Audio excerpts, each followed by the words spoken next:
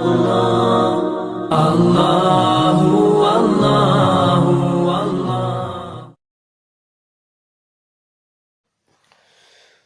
الله الرحمن الرحيم. صفاته تعالى توقيفية. وإذا أمعنت النظر في مسألة الصفات الإلهية تجلى لك أن الجري على مسطرة العلوم الإنسانية غير المكتسبة وتمييز صفات يجوز أن تنسب إلى الله تعالى ولا يقع بها خلل عن الصفات التي يؤدي إثباتها إلى الأوهام الباطلة أمر دقيق خطير للغاية لا يدرك غوره جمهور الناس، فلا جرم كان هذا العلم توقيفيا لم يسمح فيه بالبحث بحرية وإطلاق. صفاته تعالی توقیفیت، اللہ تعالیٰ کی صفات توقیفی ہیں۔ وَإِذَا أَمْعَنْتَ النَّظْرَ فِي مَسْأَلَةِ الصِّفَاتِ الْإِلَٰهِيَّةِ، اگر آپ غور کریں گے، امعنا یمعن امعان، امعنا فی الامر کے معنی آتے ہیں غور و فکر کرنا، بہت لگن کے ساتھ اس کو سوچنا۔ وَإِذَا أَمْعَنْتَ النَّظْرَ، جب آپ غور و فکر کریں گے صفات الہیہ کے مسئلے میں، تجلی لک، تو آپ کے سامنے واضح ہو جائے گا، تجلی واضح ہو جائے گا آپ کے سامنے کیا؟ ان الجری علی مسطرۃ العلوم الانسانیۃ غیر المکتسبہ، یہ غیر المکتسبہ جو ہے علوم انسانیہ کی صفت ہے اصل، تو آپ کے سامنے واضح ہو جائے گا کہ غیر اکتسابی انسانی علوم کی راہ پر چلنا، مسطرہ اصل تو لکیر کھینچنے کے آلے کو کہتے ہیں جس کو ہم پیمانہ بولتے ہیں، لیکن یہاں پر جو ہے راہ اور راستے کے معنی میں ہے۔ آپ کے سامنے ظاہر ہو جائے گا کہ غیر اکتسابی انسانی علوم کی راہ پر چلنا، وَتَمْيِيزَ صِفَاتٍ، اور ایسی صفات کو الگ کرنا، یجوزو یہ صفات کی صفت ہے، اور ایسی صفات کو الگ کرنا یجوز ان تنسب الی اللہ تعالی، جن کی نسبت اللہ تعالیٰ کی طرف جائز ہو، ولا یقع بها خلل، اور ان صفات کی وجہ سے کوئی خلل واقع نہ ہو، عن الصفات التي يؤدي اثباتها الى الاوهام الباطلہ، ان صفات سے جدا کر کے، یؤدی اثباتها جن کا اثبات لے جاتا ہے، الى الاوهام الباطلہ باطل خیالات تک۔ امر دقیق، یہ نہایت دشوار کام ہے، خطیر للغایہ، اور غایت درجے کا اہم ہے، لا یدرک غورہ جمہور الناس، یہ خطیر جو ہے اس کے معنی آتے ہیں بلند، عالی مرتبہ، اور غور جو ہے اس کے معنی گہرائی کے آتے ہیں اصل تو۔ خطیر للغایتی، غایت درجے کا اہم کام ہے، لا یدرک غورہ جمہور الناس، اکثر لوگ اس کی گہرائی کا ادراک نہیں کر سکتے، فلا جرم کان هذا العلم توقیفیا، تو یہ علم یقینی طور پر توقیفی ہے، لم یسمح فیہ بالبحث بحریت و اطلاق، اجازت نہیں دی جا سکتی فیہ اس میں آزادی اور چھوٹ کے ساتھ بحث کرنے کی۔ ترجمہ ایک مرتبہ اور دیکھ لیں اس کا۔ وَإِذَا أَمْعَنْتَ النَّظْرَ فِي مَسْأَلَةِ الصِّفَاتِ الْإِلَٰهِيَّةِ، جب آپ غور و فکر کریں گے صفات الہیہ کے مسئلے میں، تو آپ کے سامنے یہ بات ظاہر ہوگی کہ غیر اکتسابی انسانی علوم کی راہ پر چلنا اور ان صفات کو ممتاز کرنا جن کی نسبت اللہ کی طرف جائز ہو، وَلَا يَقَعُ بِهَا خَلَل، اور ان صفات کی وجہ سے کوئی خلل واقع نہ ہو ان صفات سے جدا کر کے کہ جن کا اثبات اوہام باطلہ کی طرف لے جاتا ہے۔ امر دقیق، یہ انتہائی اہم کام ہے، یہ انتہائی دشوار کام ہے، خطیر للغایت، غایت درجے کا اہم ہے، لا یدرک غورہ جمہور الناس، اکثر لوگ اس کی گہرائی کا ادراک نہیں کر سکتے، فلا جرم کان هذا العلم توقیفیا، تو یقیناً یہ علم توقیفی ہے، لم یسمح فیہ بالبحث بحریت و اطلاق، اجازت نہیں دی جائے گی اس میں آزادی اور چھوٹ کے ساتھ بحث کرنے کی، یا اجازت نہیں دی گئی ہے اس میں آزادی اور چھوٹ کے ساتھ بحث کرنے کی۔ یہ ایک اضافی چیز ہے جو شاہ صاحب رحمۃ اللہ علیہ نے ذکر فرمائی ہے۔ اس سے پہلے چونکہ اللہ تعالیٰ کی صفات کا ذکر کیا گیا ہے، اثبات الذات و بیان الصفات، اللہ تعالیٰ کی ذات و صفات کا چونکہ ذکر کیا ہے، تو ایک ضمنی بات شاہ صاحب رحمۃ اللہ علیہ فرما رہے ہیں۔ پیچھے یہ بتایا تھا کہ اللہ تعالیٰ نے اپنے لیے وہ صفات منتخب کی ہیں بیان کرنے کے لیے جو لوگوں کی سمجھ میں آنے والی ہو۔ قرآن کریم میں جو اللہ تعالیٰ کی ذات کو سمجھایا گیا ہے صفات کے ذریعے سے، تو ان صفات کے ذریعے سمجھایا گیا ہے کہ جو صفات عام انسانوں کی سمجھ میں آنے والی ہے، سمیع ہونا، بصیر ہونا، دیکھنا، بینا ہونا، سننے والا ہونا، یہ صفات ایسی ہیں کہ عام انسانوں میں بھی چونکہ پائی جاتی ہیں، تو عام انسانوں کے لیے ان کا سمجھنا آسان تھا۔ یہ ایک ضمنی بات شاہ صاحب رحمۃ اللہ علیہ نے یہاں پر بتائی ہے کہ اللہ تعالیٰ کی جو صفات ہیں، ذات کا بھی مسئلہ ہے، ذاتی جو نام ہے اللہ تعالیٰ کے، یا جو صفاتی اللہ تعالیٰ کے نام ہے، یہ سب صفاتی نام جو ہیں یا صفات جو ہیں توقیفی ہیں۔ توقیفی کا مطلب سماعی ہے، اپنی طرف سے کوئی آدمی کوئی صفت گڑھ لے اس کی اجازت بالکل نہیں دی جائے گی، بس کتاب و سنت سے یا اجماع امت سے جو صفات اللہ تعالیٰ کے لیے ثابت ہیں وہی صفات ہم اللہ تعالیٰ کے لیے استعمال کر سکتے ہیں۔ ہم اپنی طرف سے صفات میں یا کہہ لیجیے اسماء الحسنی میں، چونکہ وہ ساری کی ساری صفاتی ہیں، اس میں کسی بھی درجے کی کمی ذاتی ہم نہیں کر سکتے، اس کی کسی کو بھی اجازت نہیں دی جائے گی۔ اور کیوں اجازت نہیں دی جائے گی، اس کی وجہ شاہ صاحب رحمۃ اللہ علیہ نے فرمائی ہے کہ صفات خدا بندی میں اللہ تعالیٰ نے دو چیزوں کا لحاظ کیا ہے۔ پہلی چیز تو یہ کہ ایسی صفات اللہ کے لیے ثابت کی گئی ہے جو ہر آدمی اپنی فطری اور خداداد صلاحیت کے ذریعے سے سمجھ سکتا ہے۔ جن صفات کو عام لوگ نہیں سمجھ سکتے، اللہ تعالیٰ نے ان صفات سے پرہیز کیا ہے، پہلی بات تو یہ۔ دوسری بات یہ کہ اللہ تعالیٰ کی طرف ان صفات کی نسبت کی گئی ہے کہ ان کی اللہ کی طرف نسبت کرنے میں کسی بھی طرح کی کوئی خرابی لازم نہیں آتی، ان سے عقائد بگڑتے ہوں ایسا نہیں۔ جن صفات سے عقائد کے بگڑنے کا خطرہ تھا اللہ تعالیٰ نے وہ صفات ثابت ہی نہیں کی۔ تو چونکہ یہ دو چیزیں ہیں، اس لیے علماء نے فرمایا ہے کہ عام انسان کے لیے چونکہ ان چیزوں کا لحاظ رکھنا ایک بڑا دشوار کام ہے کہ ایسی صفات استعمال کرے جو ہر انسان کی سمجھ میں آ جائے، اور یہ کہ اللہ کی طرف نسبت کرنے میں کسی طرح کے باطل خیال کا اندیشہ نہ ہو، تو یہ کام جو ہے ذرا دشوار ہے۔ اس لیے اللہ تعالیٰ کی صفات کو توقیفی قرار دیا گیا ہے، یعنی کتاب و سنت اور اجماع میں جو صفات بیان کی گئی ہیں بس ان کو تو اللہ کی طرف منسوب کر سکتے ہیں، لیکن ہر شخص یہ چاہے کہ میں بالکل آزادی کے ساتھ اور جو صفات میری سمجھ میں آتی ہیں اللہ تعالیٰ کی طرف منسوب کر دوں، تو ہر انسان کو اس سلسلے میں آزادانہ گفتگو کرنے کی اجازت قطعاً نہیں دی گئی ہے۔ بیان آلائہ تعالی و آیات قدرتہ، واختار سبحانہ وتعالی من آلائہ و آیات قدرتہ ما يستوي في فهمه الحضري والبدوي والعربي والعجمي، ولأجل ذلك لم يذكر النعم الروحانية المخصوصة بالعلماء والأولياء،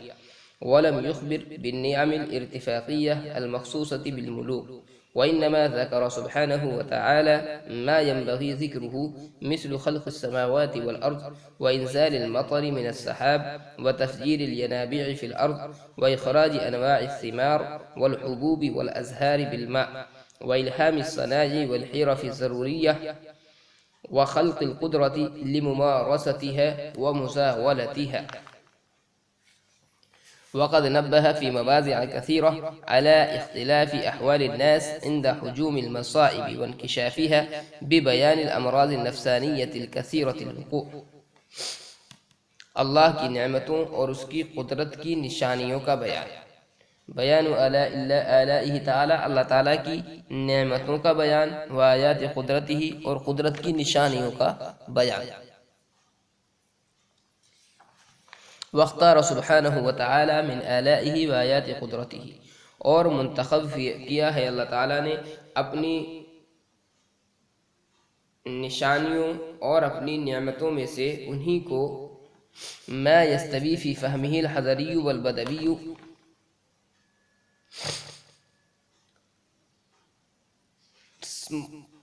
برابر ہے جس کے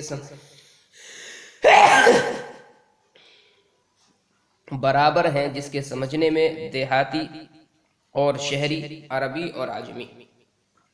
وَلِأَجْلِ ذَلِكَ، اسی وجہ سے حق سبحانہ وتعالی نے ذکر نہیں فرمایا ہے ان مخصوص روحانی نعمتوں کو جو علماء اور اولیاء کے ساتھ خاص ہے، اور نہیں باخبر کیا یا نہیں خبر دی اللہ تعالیٰ نے ان مادی نعمتوں کی جو بادشاہوں کے ساتھ خاص ہے۔ وَإِنَّمَا ذَكَرَ سُبْحَانَهُ وَتَعَالَى مَا يَنبَغِي ذِكْرُهُ، بلکہ ذکر کیا اللہ تعالیٰ نے ان نعمتوں کو جس کا ذکر مناسب تھا، جیسے آسمان و زمین کی پیدائش، بادلوں سے بارش کا برسانا، زمین میں چشموں کا جاری کرنا، وَإِخْرَاجِ أَنْوَاعِ الثِّمَارِ وَالْحُبُوبِ وَالْأَزْهَارِ، اور مختلف قسم کے غلے، پھل اور پھولوں کا پانی کے ذریعے پیدا کرنا یا نکالنا، وَإِلْهَامِ الصَّنَاعِ وَالْحِرَفِ الضَّرُورِيَّةِ،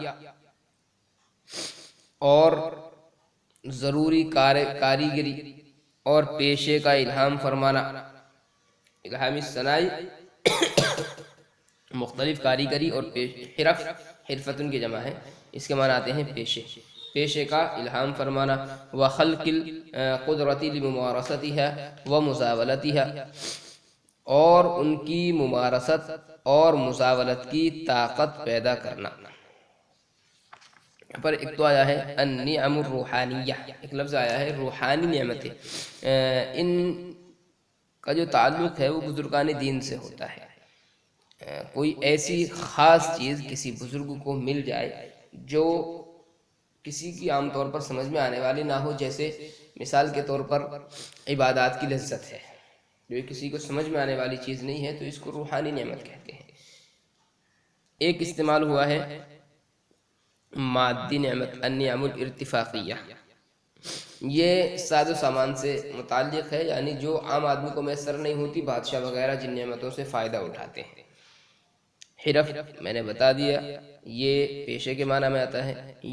ینابیع جو ہے یہ ینبوع کی جمع ہے، اس کے معنی آتے ہیں چشمہ۔ اور مارس یمارس ممارستاً، کسی کام میں لگنا، مہارت پیدا کرنا۔ زاول یزاول کے معنی آتے ہیں کوشش کرنا، کسی کام کو اختیار کرنا۔ علوم خمسہ میں سے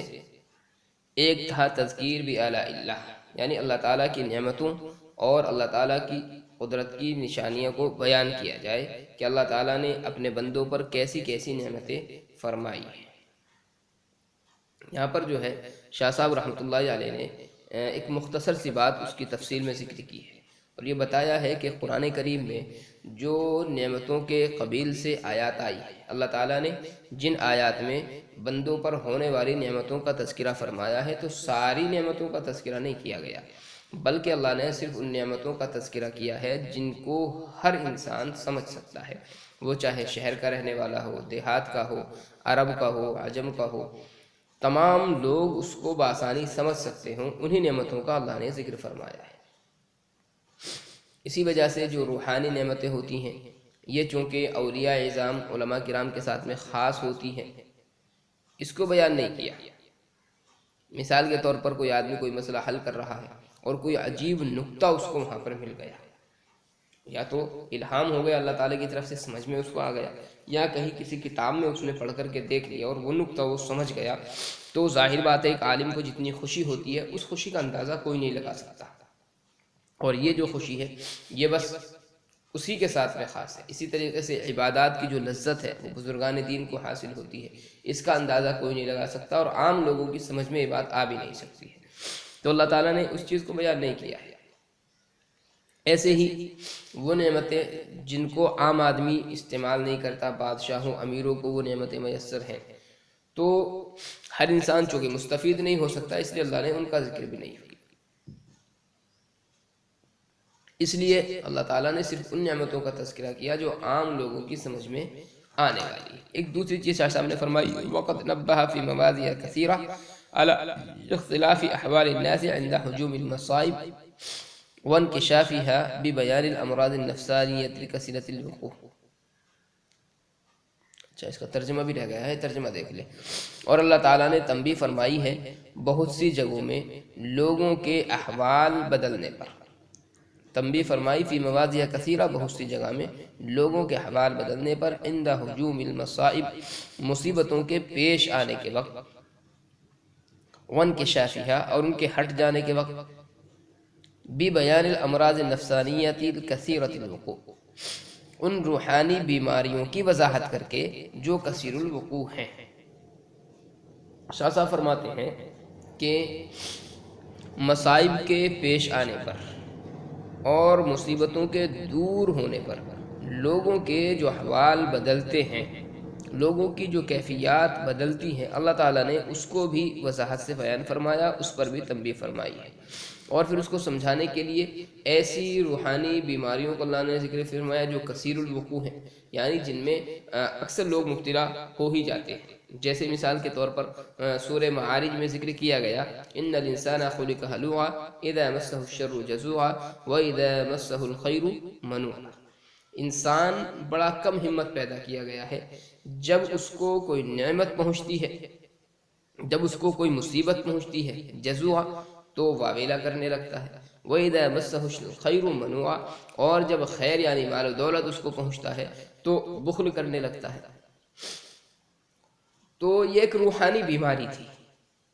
اللہ تعالیٰ نے اس کو ذکر کیا، اور احوال جو بدلتے ہیں لوگوں کے اس کو بھی ذکر کیا ہے۔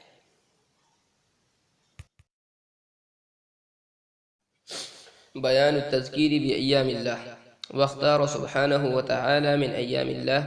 أي من البقايا التي أحدثها الله تعالى من قبيل تنعيم المطيعين وتعذيب المجرمين،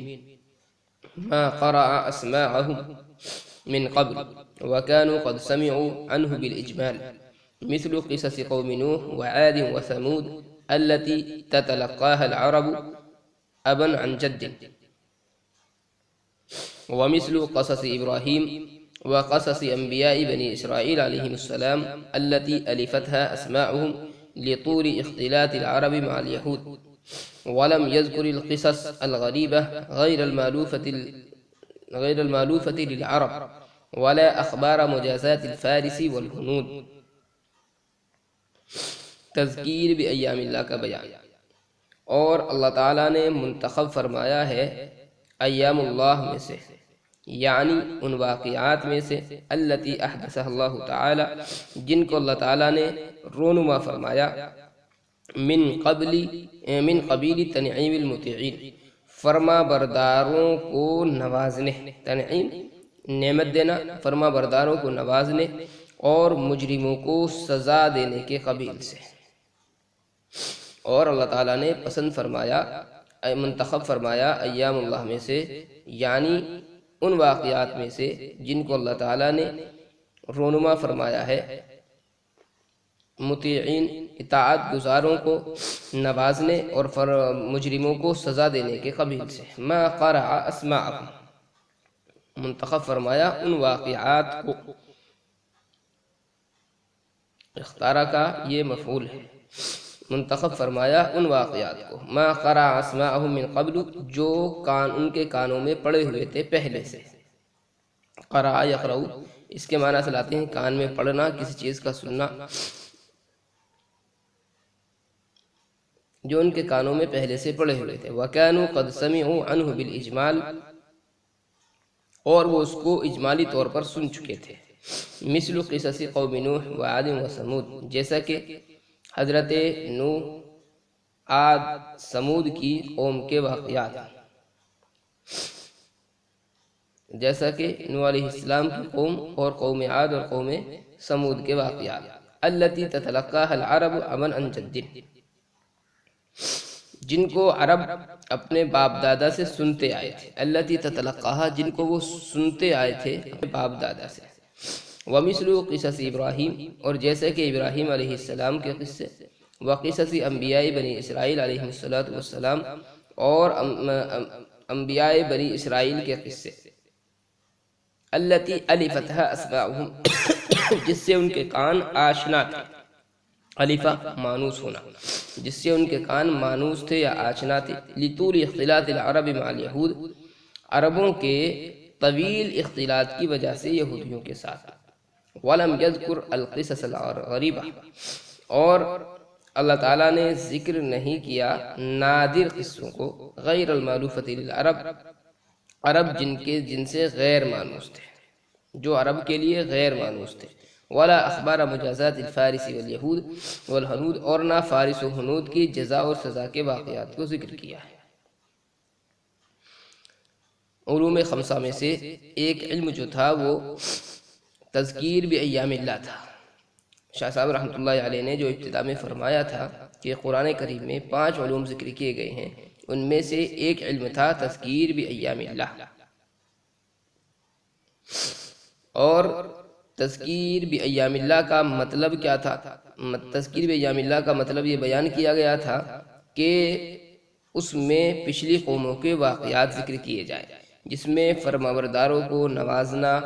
اور مجرموں کو سزا دینا، یہ ساری چیزیں ظاہر کی گئی ہوں، اور اس کا جو مقصد تھا وہ یہ تھا کہ بندے